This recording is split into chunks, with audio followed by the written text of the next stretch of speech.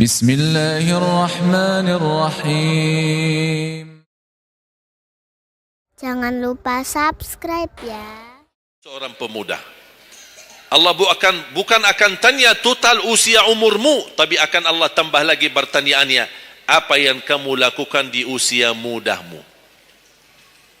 Usia muda itu menurut saya sangat sensitif. Anak muda yang taat, istiqamah di sisi Allah lebih baik daripada yang tua yang taat. Sekali lagi, dan yang tua-tua jangan tersinggung ya. Yang muda yang taat, istiqamah di sisi Allah lebih mulia daripada yang tua yang taat. Sama-sama taat, tapi kenapa yang muda lebih mulia? Karena godaannya lebih besar. Kalau yang tua, apa yang mau digoda? Habis sudah. Tidak ada fisik, tidak ada tenaga, tidak ada apa. Kalau yang muda banyak godaannya. Pandangan matanya, telinganya, hawa nafsunya, sahwatnya, fitnah sana sini. Mudah digoda, anak muda. Makanya Allah berikan kemuliaan. Bahkan salah satu hadis yang sahih, di hari kiamat semua di bawah matahari, cuma 7 golongan yang di bawah naungan Allah. Di antaranya wasyabun nasha'a fi ta'atillah, seorang pemuda yang menjaga diri dalam bertaat kepada Allah. Dia dapat keistimewaan di hari kiamat bersama pemimpin yang adil, bersama seorang laki-laki yang tergantung dengan masjid berapapun usianya.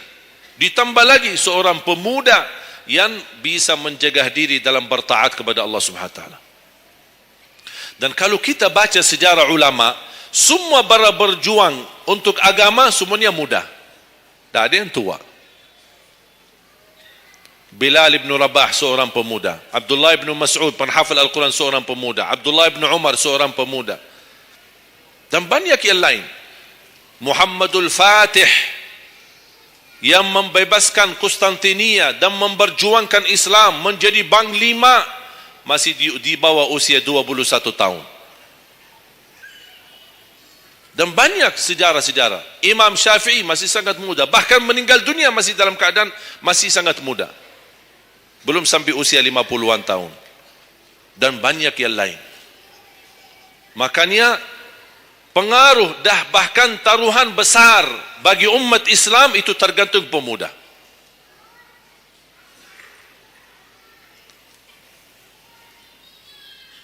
Kalau pemuda yang suka memakmurkan masjid, mencintai Al-Quran, dan dia bisa menjaga diri, dan dia bisa berbakti baik sama orang tuanya, dan selalu menjadikan target utama ridha Allah, wallahi Indonesia makmur.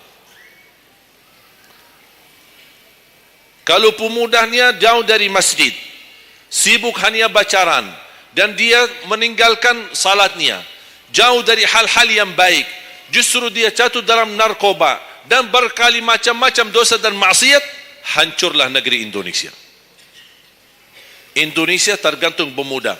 Mohon maaf, bukan tergantung para tua, tergantung pemuda. Makanya saya bahagia sekali ketika kemarin tanggal 17 April, saya bahagia sekali ketika melihat semua pemuda-pemuda ikut nyoblos di TPS. Walaupun kita belum lihat hasilnya, tapi sabar. Sabar. Ini ujian. Jangan ada orang terlalu muda diadu domba. Sabar. Apapun keputusannya kita tunggu. Keputusan yang resmi dari KPU. Keputusannya benar, tidak benar, serahkan kepada Allah. Hati-hati, jangan terlalu mudah diadu fitnah. Sama-sama Muslim. Jangan kita diadu domba di antara kita sesama. Bahaya sekali kalau terjadi konflik gara-gara pemilu dan kepentingan politik. Silahkan lihat apa yang terjadi di Timur Tengah. Semua kejadian di Timur Tengah, awal langkah kejadian itu gara-gara kepentingan politik. Yang menjadi korban rakyat. Orang politisi hidup di negeri Eropa, nikmat, senang, bahagia, semuanya serba ada. Mereka tidak bahaya, tapi yang bahaya rakyat. Yaman, Suria, Iraq, dari tahun 90 sampai sekarang Iraq tidak bisa aman. Ada orang bawa berita, itu Iraq saudara, dan mereka perang saudara antara Sunnah dan Syiah. Bohong, tak benar. Ratusan tahun mereka hidup damai antara Sunnah dan Syiah, tidak pernah bermasalah. Tapi karena langkah awal kepentingan politik, lama-lama terpengaruhi dengan perbedaan aliran dan berbeda pendapat. Kalau sudah kita menjadi korban dan terpengaruhi demi kepentingan politik, mudah diadu domba, besok-besok akan terjadi perang antara Sunni sama Syiah di Indonesia. Besok lagi akan terjadi antara aliran-aliran yang lain sama golongan-golongan yang lain. Bisa terjadi perpecahan belah. Itu yang diinginkan oleh musuh Islam. Jangan diberikan kesempatan.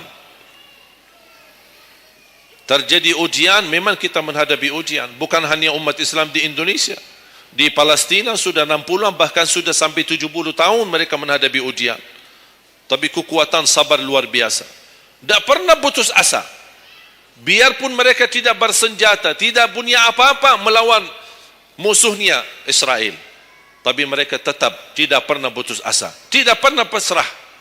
Mereka tetap berjuang. Mencintai Masjidul Aqsa. Saya merasakan perjuangan pemuda ketika saya ke sana, ke Masjidul Aqsa. Makanya jemaah sekalian, kita bisa memperjuangkan, tapi tambah membuat permusuhan. Kita masih bisa bertahan. Dan insya Allah ada jalan keluar dari segala kesusahan. Dan Allah tidak mungkin membiarkan kezaliman terjadi. Kalau kita merasa terzalimi, tak apa-apa, tunggu. Dan kita harus belajar saling menghormati.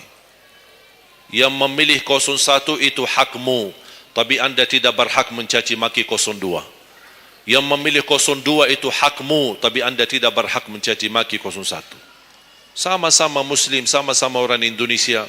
Malu kita, kadang-kadang aku sedih melihatku ini terjadi permusuhan. Ulama di sini mencaci maki ulama yang di sana, ulama yang di sana membalas lagi dan apa tu? Ya Allah, malu kalau di antara ulama saja terjadi persoalan permasalahan. Gimana orang awam? Makanya selalu saya dalam doaku, ya Allah satukan dan rapatkan hati para ulama kami. Satukan saf ulama kami. Ada perbedaan itu wajar, tapi yang tidak wajar ada permusuhan.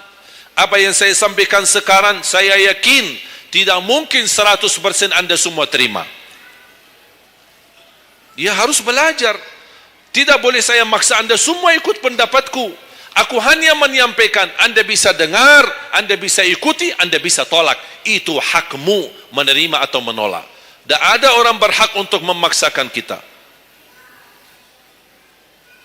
Oleh karena itu sekali lagi, mohon jaga dan rapatkan saf kita. Sekarang banyak muncul di media. Ini semua tujuannya berkeinginan menado domba di antara kita. Sekarang akhirnya yang gagal, yang rusak siapa? Negeri kita. Yang kurban, rakyat kita. Orang politisi tidak apa-apa. Mereka kan berduit. Duitnya banyak, fasilitasnya banyak. Bisa dia hidup keluar negeri dimanapun. Dia baca keluarganya, sudah. Biar rakyat jadi korban.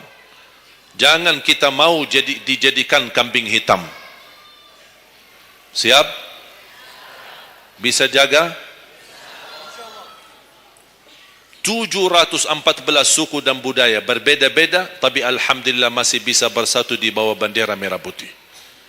Dan ini karunia dari Allah Subhanahu wa taala. Wajib kita syukuri dan wajib kita jaga. Dan kita berdoa. Sekarang anda sudah ikut memilih kan? Sudah memilih?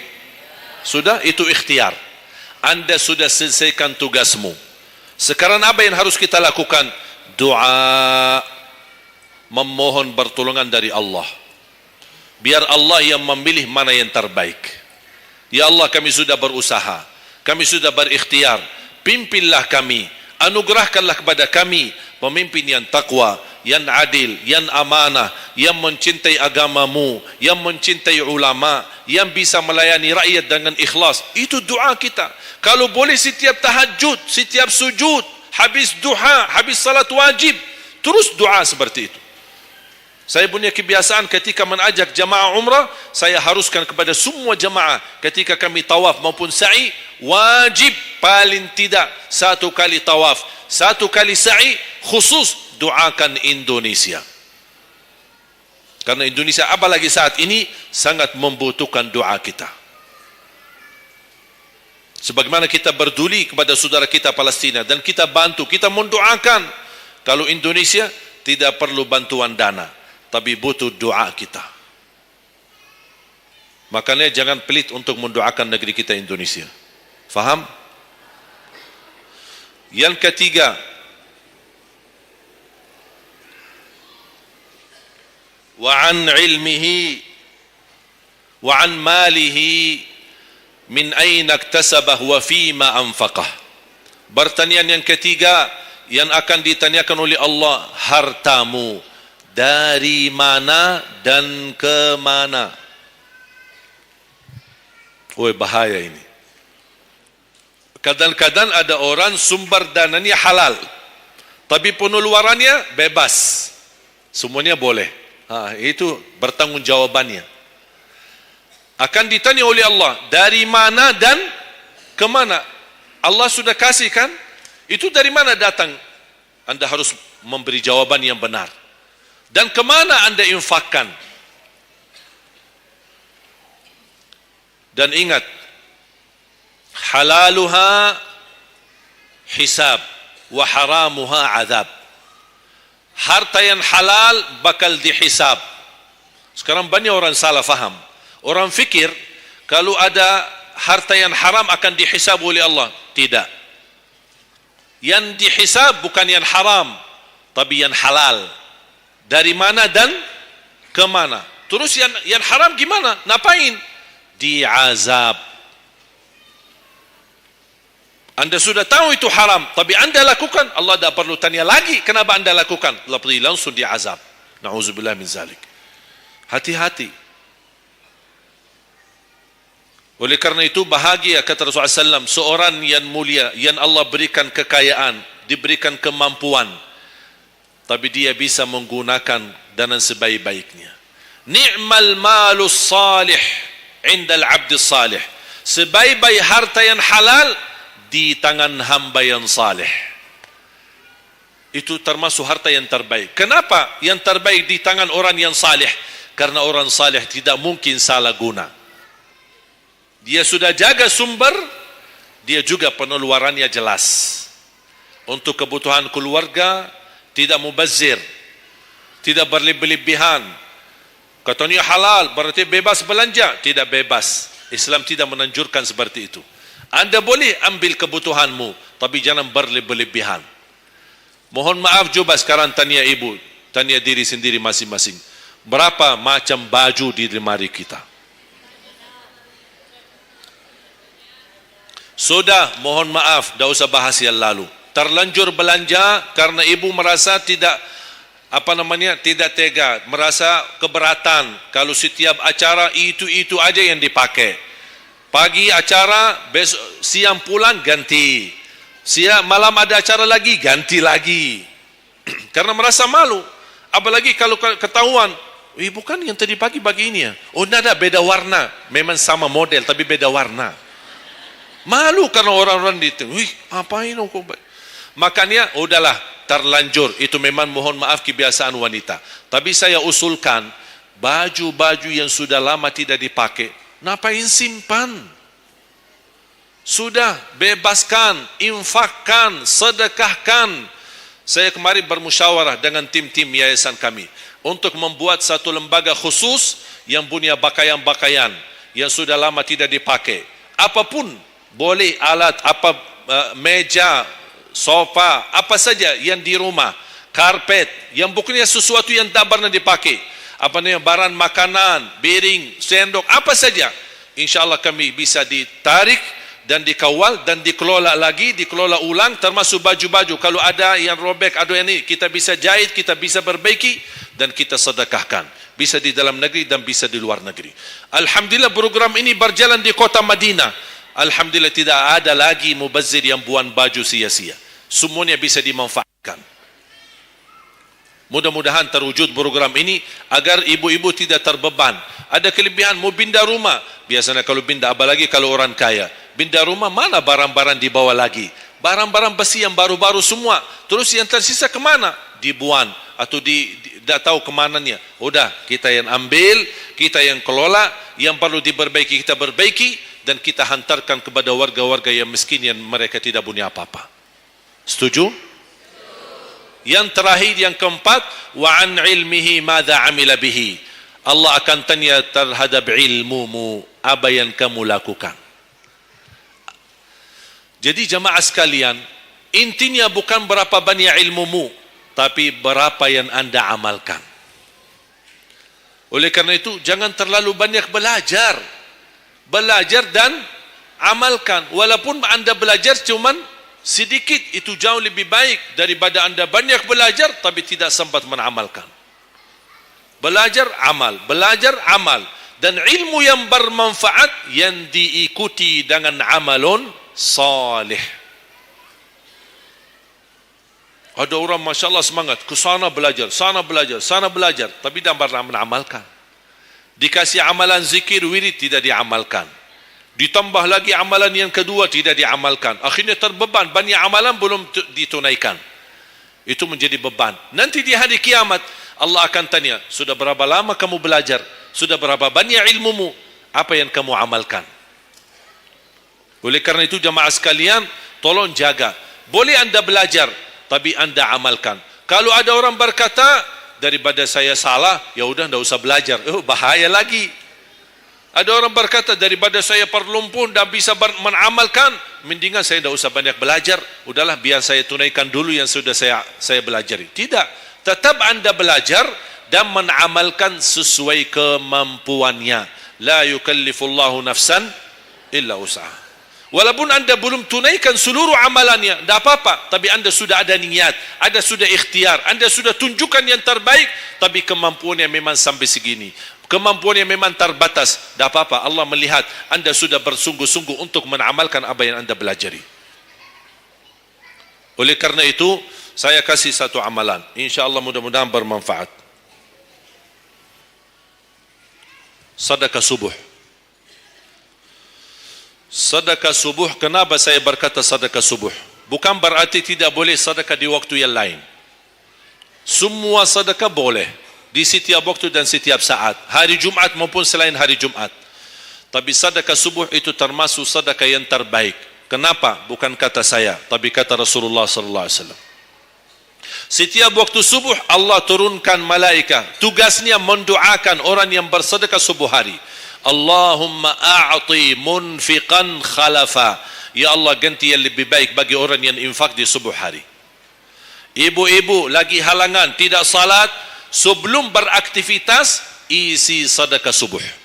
Anda tidak usah susah-susah mencari anak yatim dan orang miskin di subuh hari. Mulai hari ini masing-masing bikin kotak amal atau botol atau kaleng, simpan di rumah.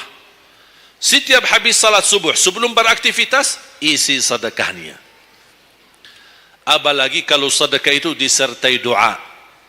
Begitu anda sedekah, sebutkan hajatmu. Ya Allah, dengan berkah sedekah ini, ya Allah, saya ingin nikah. Mudahkan jodoh. Nikah lagi juga boleh doa, tidak apa-apa. Ada yang sedang melamar kerjaan, anda isi, wallahi dahsyat, amalan ini wallahi dahsyat, manfaatnya banyak untuk menyembuh penyakit, menabulkan hajat, memudahkan urusan. Dan tidak pernah saya sampaikan amalan ini, semua alhamdulillah berhasil mendapatkan hajatnya. Begitu anda isi, doa, ya Allah, dengan berkah sedekah ini mudahkan lamaran kerjaan saya. Ya Allah, dengan berkah sedekah ini mohon titipkan pahalanya untuk kedua orang tua saya. Kalau ada yang merasa dirinya suka marah, Suka emosi, ya Allah dengan berkat sedekah ini tenangkan hati dan jiwa saya agar tidak emosi lagi. Ya Allah dengan berkat sedekah ini karuniai kepada aku anak penghafal Al-Quran. Bu, jemaah sekalian, saya berkeluarga 12 bersaudara, timnas. Dan kami memang sudah disusun satu lusin 12 ini mempersiapkan kalau timnas kita belum mampu membawa juara, insyaAllah kami sekeluarga siap mengganti timnas. Alhamdulillah dari saudara saya 12 ini 10 penghafal Al-Quran. Tapi orang tua saya awam, percaya enggak? Orang tua saya bukan ulama, bukan kiai, bukan ustaz. Ayah saya belajar kelas 3 SD. Ibu saya tidak pernah masuk sekolah sama sekali. Sampai usia 40 tahun masih buta huruf, tidak bisa baca Quran. Tapi Allah berikan karunia keturunan penghafal Al-Quran. Berkat apa? Salat mereka dan sedekah mereka termasuk doa. Itu berjuangan mereka. Alhamdulillah sekarang ayah saya, ibu saya penghafal Al-Quran, yang jadi gurunya anaknya sendiri. Sekarang di Indonesia saya bawa 5 adik saya dan ditugaskan menjadi imam tarawih. Saya bawa mereka pindah dari Arab kemari. Ada 5. Yang perempuan sudah dinikahkan sama orang Indonesia, orang Jakarta. Dan saya dorong adik saya yang perempuan untuk menghafalkan suaminya biar jadi penghafal Quran. Yang 4 laki-laki, ada yang 2 bawa istrinya masing-masing dari Arab, yang 2 lagi saya nikahkan di Indonesia sama orang Indonesia. Ada 1 sama orang Sunda, 1 sama orang Lombok. Jangan khawatir Bu, masih ada lagi. Bahkan saya dorong adik-adik saya semua wajib nikah 4. Masing-masing 4 istri. Kenapa? Supaya banyak keturunan. Kalau bisa setiap satu istri 12, satu lusin. Masya Allah, luar biasa. Mengapa? Karena kita punya perjuangan yang masih panjang. Cita-cita saya mencetak 1 juta penghafal Al-Quran di Indonesia. Ketika saya datangkan adik saya tugaskan sama mereka dan tegas, kalau kalian datang hanya mau berhiburan, pulang. Kalian di sini untuk bersama-sama memperjuangkan untuk mencetak 1 juta penghafal Al-Quran. Dan Alhamdulillah program ini sudah jalan. Dan kita terus memperjuangkan. Dan saya harap semua jamaah insyaAllah berkenan terlibat dalam program ini. Cita-cita saya, semua masjid se-Indonesia insyaAllah diimami imam penghafal Al-Quran 30 juz. Bahkan lebih hebat lagi cita-cita saya. InsyaAllah saya yakin akan terjadi. InsyaAllah di demikian hari, di waktu yang Allah insyaAllah tentukan, insyaAllah presiden kita penghafal Al-Quran. Coba, ya Allah rasanya enak. Langsung diumumkan di Masjid Istiqlal, khatib dan imam salat Idul Fitri, penghafal Al-Quran 30 juz, Presiden Republik Indonesia. Oh, mantap. Imam salat Idul Adha, Presiden kita. Salat Jumat, khatib dan imam, Presiden kita. Tidak perlu ganti imam. Udah tidak perlu ganti imam, subhanallah, luar biasa. Coba, saya kagumi ketika membaca dan melihat YouTube-nya Presiden Erdogan, Turki. Walaupun beliau bukan penghafal Al-Quran, tapi murattal bacaannya beliau, Masya Allah. Mana ada sekarang presiden di dunia Islam sebagaimana bacaannya yang benar. Ini sudah saatnya, tapi bukan sekarang ya, nanti maksud saya sabar dulu. Nanti jadi kacau nanti semua. Nah, sabar dulu. InsyaAllah ada waktunya. InsyaAllah. Mulai dari sekarang kita ayo bersama-sama mempersiapkan untuk kalau anda gagal menjadi penghafal Al-Quran, jangan gagal anakmu, cucumu, generasi yang ini semua. Kita melihat, saya bangga. Kenapa saya semangat untuk mencetak 1 juta penghafal Al-Quran? Itu berkatnya acara Hafiz Indonesia. Nonton kan acara Hafiz Indonesia? Nangis ya? Habis tisu kan? Tahu enggak salah satu karunia Allah untuk Indonesia? Ada teman saya berusaha punya TV di Arab. Beliau ingin membuka dan membuat acara Hafiz Indonesia versi Arab. Tapi gagal. Kenapa? Karena tidak menemukan jumlah yang banyak penghafal Al-Quran di bawah usia 10 tahun. Hanya Indonesia saja. Malaysia kalah, Indonesia saja. Di bawah 10 tahun. Dan sayang sekali memang anda yang nonton acara Hafiz Indonesia, anda nonton acara yang sudah jadi. Tapi anda belum tahu apa yang kami berjuangkan di belakang layar. Sebelum acara Hafiz Indonesia, 4 bulan bekerja keras. Sambil tim turun ke lapangan, ke desa-desa, kampung-kampung, ke pulau-pulau untuk menumpulkan dan mendatangkan, menghadirkan para penghafal Al-Quran. Ketika dibawa di Jakarta, 2 bulan berturut-turut kami didik mereka. Yang awalnya pemalu, awalnya ada yang mohon maaf, kencing di celananya sendiri. Saking tidak berani, takut. Alhamdulillah sekarang menjadi mereka pemberani. Bahkan mereka berlumba-lumba azan subuh. Mereka berlumba-lumba membangunkan sesama saudaranya. Sama-sama tertib, makan. Kita menghadirkan doktor kesihatan, kita menghadirkan doktor psikologi jiwa untuk menjaga perasaan mereka selama 2 bulan. Didampingi kadang-kadang ibu mereka, didampingi kadang-kadang ayah-ayah mereka. Dan semua rata-rata sepakat orang tua mereka, tidak pernah kami merasakan bangga memiliki anak sebagaimana kami melihat perjuangan di Hafiz Indonesia. Dan alhamdulillah begitu selesai acara Hafiz Indonesia, kami tidak tinggalkan mereka. Kami terus kawal, kami terus pimpin. Dan alhamdulillah mereka di kampung masing-masing sudah membangun rumah tahfiz. Ada yang membangun pesantren untuk mencetak dan melahirkan jumlah yang banyak penghafal Al-Quran. Dan ini perjuangan luar biasa. Tidak mudah. Berapa biaya yang dikeluarkan. Dan mohon maaf, belum ada sponsor yang bisa mensponsori kita dan membayar full untuk kita. Kita terus bekerja keras dan alhamdulillah masih Allah hantarkan kepada kita orang yang dermawan, orang yang baik, yang berduli dengan dan mencintai Al-Quran. Allah anugerahkan. Wallahi menurut saya, saat ini, zaman ini, sedekah yang terbaik dan yang termulia, semua apapun yang terkait dengan Al-Quran, itulah yang termulia. Makanya boleh anda ketika anda bersedekah, jangan lupa disertai doa. Di antaranya anugerahkan ya Allah Indonesia menjadi negara Al-Quran. Tapi tolong fokus. Kalau anda isi sedekahnya, tolong disesuaikan. Jangan isi sedekahnya koin, teng, tapi doanya sampai terbit matahari. Tidak ada malunya. Kata Allah, koin-koin aja sedekahnya, doanya dah habis-habis. Hajatnya panjang, lebar. Malu kita sama. Bukan Allah tidak bisa. Allah maha bisa menabulkan hajat. Tapi kita malu sama Allah. Kok cuma bikin teng, ya Allah, ya Allah, ya Allah, panjang.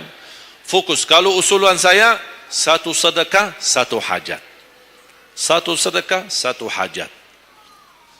Dan insya Allah akan anda melihat manfaatnya. Mudah.